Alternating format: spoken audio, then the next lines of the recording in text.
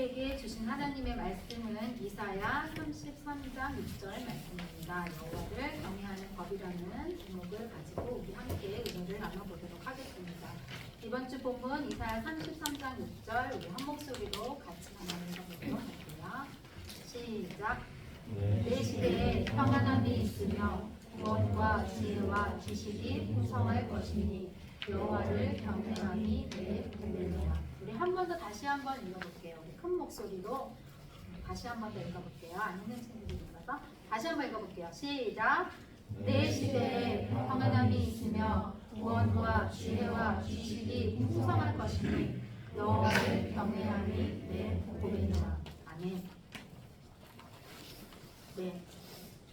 여호와의 말씀이 선포하고 계시죠? 내 시대에 평안함이 있을 것이야. 그리고 하나님의 구원과 지혜와 지식이 아주 풍성할 거다라고 선포하고 계신 거예요. 이 선포하시는 이 말씀이 오늘 여러분의 것이 되기를 축복합니다. 네, 이사야 33장은 여호와를 경외함이 핵심 테마입니다. 우리의 신앙생활은 여호와를 경외하는 법을 배우는 것이지요. 우리가 경외라는 말은 다 알아요. 두렵고 떨림으로 하나님을 사랑하는 것, 하나님을 존중하는 것이라는 걸 다 알고 있습니다.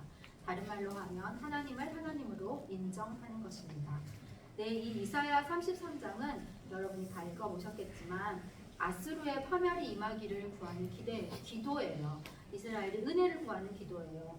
이 세상을 보니 하나님 온통 모순되어 보입니다. 정의란 하나도 없어 보입니다. 하나님 어디 계세요? 라고 은혜를 구하는 거예요. 세상에서 학대하는 자, 속이는 자, 저들은 저렇게 잘 되는데요. 하나님 저들 정의와 공의로 심판해 주세요. 라고 하나님의 은혜를 구하고 있는 부분인데요. 그때 하나님의 말씀이 분명히 선언하고 계신 거예요. 너희들은 지금 너희들이 보이는 그 한정된 곳만 보고 있지만 나는 너희들의 과거부터 미래까지 그리고 세상의 창조부터 종말까지 그 전체를 다 보고 있는 나는 너희가 보는 세상이 다가 아니다. 내가 있다. 내가 살아있다. 나를 신뢰하고 나를 의지해라 라고 선언하고 계신 거예요. 너희 시대에 평안함이 있을 것이고 하나님의 구원과 지혜와 지식이 풍성할 것이다. 그러니까 너희들은 나를 신뢰하고 나를 사랑하는 것 그것이 너의 보배다 라고 정확하게 선언하고 계신 것입니다. 그 하나님이 계시다는 것을 알고 믿고 두려워하고 섬기면서 하나님의 도우심을 구하는 것이 바로 우리의 보배 중에 보배다라고 정확하게 말씀하고 계신 겁니다. 이렇게 선언하고 계세요. 그런데 왜 우리가 하나님을 경외하지 않을까요? 우리가 하나님을 잘 모르기 때문입니다. 우리가 하나님을 하나님으로 알지 못하고 하나님을 자기의 수준으로 알기 때문이에요. 우리가 많이 접하고 있는 신화, 우리 그리스 로마 신화라든지 우리 당군 신화라든지 이런 우리의 많은 신화들은 신이 인간처럼 되어 있죠. 그래서 우리도 하나님도 우리의 수준일 거다라고 자꾸 그렇게 여겨지는 거예요. 우리의 습성이. 그래서 하나님도 뭔가 변화돼야 되지 않나? 시대가 이렇게 바뀌었는데 하나님도 좀 변화돼야 되지 않아? 그리고 성경도 뭐가 좀 재해석돼야 되지 않아? 이렇게 생각하는 우리의 수준으로 하나님을 끌어내고 격화시키는 우리의 습성들이 있다는 것입니다. 그러나 우리는 분명히 알아야 합니다. 하나님께서는 영원히 변함이 없으신 영원하신 분이라는 것. 처음부터 마지막까지 알파와 오메가가 되시는 그 영원하신 분이라는 것. 그리고 하나님의 말씀도 더 이상 업데이트나 업그레이드가 필요하지 않은 진리라는 것을 우리 마음 가운데 분명히 알고 있어야 합니다. 두 번째로 하나님을 경외하지 않는 이유는 그렇게 하나님을 자기의 수준으로 격화시키다 보니까 하나님도 실수할 수 있다고 생각하는 거예요. 하나님도 잘 모르는 게 있으실 거야. 하나님도 실수하실 수 있을 거야 라고 생각하는 거죠. 그러나 하나님은 어떠한 분이십니까? 하나님은 모든 것을 알고 계시고 모든 것이 가능한 분이에요. 그렇죠? 우리가 전지하시고 전능하신 하나님인 것 우리가 그것을 반드시 기억해야 합니다. 이것은 우리가 상상할 수 없는 하나님의 영역이기 때문에 우리가 잘 놓치게 되는 거예요. 그 영원이라는 개념 우리 한 번도 경험해 본 적이 없잖아요. 영원? 단어의 뜻은 알지만 실감이 안 나는 거예요. 그 영원하시다라는 게 실감이 잘 안 나고 전지하시다라는 거, 전능하시다라는 거 우리 경험해 본 적이 없고 우리가 볼 수 있는 한계를 뛰어넘기 때문에 우리가 실감이 잘 안 나는 거예요. 우리가 상상할 수 없는 하나님의 영역인 거예요. 소통이 안 되는 영역인 거예요. 그렇기 때문에 우리가 하나님을 더 경외해야 한다고 말씀하고 계십니다. 우리가 하나님이 사랑이 많으신 하나님, 그리고 선하신 하나님, 신실하신 하나님 이런 하나님의 속성들은 우리와 소통할 수 있게 해주셨지만 하나님의 이 전지전능하심과 영원하심은 우리가 다 알 수 없다는 거예요. 인정하고 그 하나님을 두려워함으로 경외해야 한다고 말씀하고 계십니다. 그러면 그 영원하신 하나님 전지하고 전능하신 하나님, 그 하나님이 우리에게 다가오시는 방법이 있죠. 우리는 알 수도 없고 볼 수도 없고 상상도 안 되고 들어본 적도 없고 본 적도 없어요. 그럼 그 하나님이 우리와 만나는 곳이 있겠죠. 그 하나님의 우리에게 다가오는 손길, 그게 뭘까요? 그게 바로 말씀인 거예요. 하나님의 말씀. 우리가 다 알 수도 없고 볼 수 없는 우리에게 금생과 내생 우리의 영혼을 보고 계신 하나님께서 말씀으로 우리가 알 수 없는 것 알게 하시고 믿을 수 없는 부분도 믿게 하시는 겁니다. 그래서 말씀으로 만나주시고 우리를 향해서 그 하나님을 경외할 수 있도록 해주시는 것이 바로 하나님의 말씀이라는 것입니다. 세상 사람들은 눈에 보이는 물질 세계를 믿고 살아요. 눈에 보이는 돈, 눈에 보이는 직장, 눈에 보이는 학위, 어떤 것. 눈에 보이는 돈을 가지고 뭘 했더니 눈에 보이는 뭔가를 얻을 수 있고 눈에 보이는 뭔가를 성취할 수 있고 이런 것들이 바로바로 눈에 보이잖아요. 그러니까 눈에 보이는 물질 세계를 보고 믿고 삽니다. 그러나 우리 예수 믿는 사람들은 그것보다 더 강력하게 하나님을 믿지 않으면 그것들을 이길 수 없어요. 왜냐하면 하나님은 지금 당장 눈에 보이지 않는다고 생각하니까. 실제로 존재하시지만 눈에 보이지 않는 세계에서 역사하시는 것들을 우리가 믿기 위해서 더 강력하게 믿어야 하는데 하나님은 어떻게 믿을 수 있느냐? 하나님께서 말씀하고 계십니다. 하나님은 주의 명령을 지킬 때 여호와의 경외함을 배우게 된다고 말씀하고 계세요. 하나님의 말씀에 순종하고 그 말씀이 진리인 것을 증명함으로 믿을 수 있다고 말씀하고 계신 거예요. 이게 무슨 말이냐면 정말로 기독교 신앙은 순종하지 않으면 아무 소용이 없다는 얘기예요.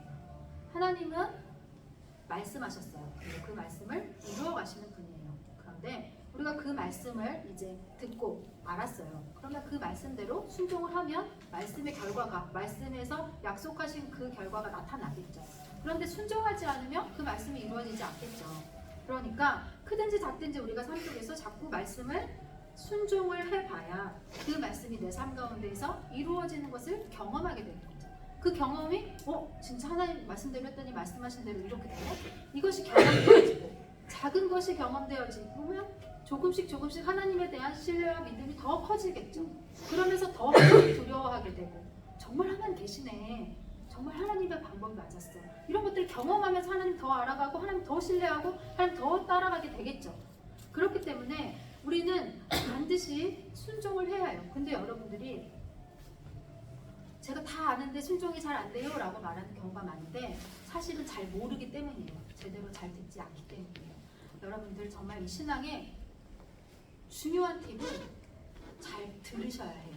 잘 들으셔야 하는데 그것을 어떻게 듣는 거냐면 이렇게 주일날 말씀이 선포되잖아요. 말씀이 선포돼 언제든지 말씀이 선포되죠. 여러분 큐티하면서도 말씀 선포되고 주일에도 말씀 선포되고 주중에 예배 때도 말씀이 선포돼요. 그때 여러분들이 반드시 그 말씀을 취하셔야 돼요. 이게 영적 비밀이에요. 말씀을 취하셔야 돼요. 천국은 어떤 자들의 것이라고 하셨어요? 친노하는 자들의 것이에요. 자기가 뚫고 들어가는 거예요. 친노. 말씀도 취하셔야 해요.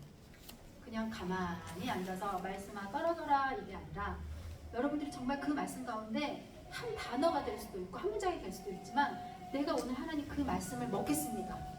이런 마음으로 간절한 마음으로 말씀을 취하셔야 돼요. 반드시 모든 예배 때.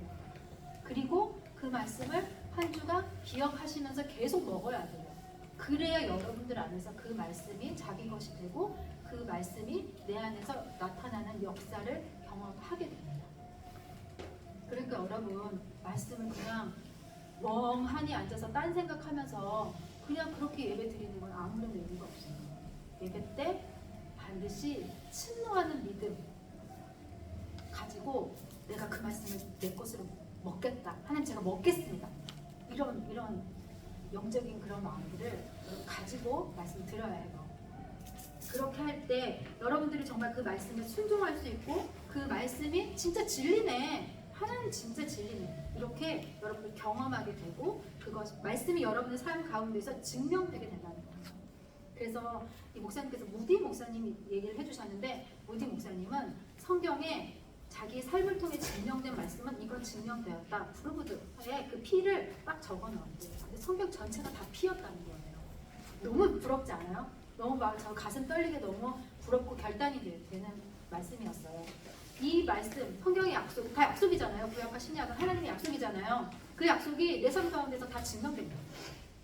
내 삶 가운데서 말씀대로 했더니 말씀에서 약속하신 그대로 내 삶 가운데 증명돼서 그런 피라고 적어놓은 거예요. 여러분들도 그렇게 말씀을 잘 듣고 기억하고 정말 증명할 수 있도록 이렇게 여러분들이 취하는 여러분도 반드시 됐으면 좋겠습니다. 그 다음에 두 번째, 하나님께서 어떻게 하면 하나님 믿을 수 있는지 가르쳐주고 계신데요. 경외하고 순종돼서 그것을 증명된 그 믿는 자들과 함께 교제하며 그것을 나누는 가운데 하나님의 경외함이 더 강력해질 수 있다라고 말씀하고 계십니다. 왜냐하면 신앙생활 혼자 할 수 없잖아요. 우리는 반드시 환경과 사람의 영향을 받게 되어 있거든요. 그래서 그렇게 함께 모여서 있을 때 더 잘 하나님 경외할 수 있다고 말씀하고 계시거든요. 디모데후서 우리 2장 20절에서 22절을 한번 볼 텐데요. 한번 같이 읽어볼게요. 디모데후서 2장 20절 한번 읽어보겠습니다. 시작. 큰 집에는 금그릇과 은그릇뿐 아니라 나무그릇과 질그릇도 있어 귀하게 쓰는 것도 있고 천하게 쓰는 것도 있나니. 잠깐만요. 여기서 뭐라고 말씀하고 계세요? 금그릇도 있고 은그릇도 있고 나무그릇도 있고 질그릇도 있고 귀하게 쓰는 것도 있고 천하게 쓰는 것도 있다. 이렇게 말씀하고 계세요. 네, 여러 종류의 사람들을 친히 하나님께서 창조하셨어요. 그럼 우리가 이 말씀 딱 읽을 때 그럼 귀하게 쓰는 것도 있고 천하게 쓰는 것도 있어.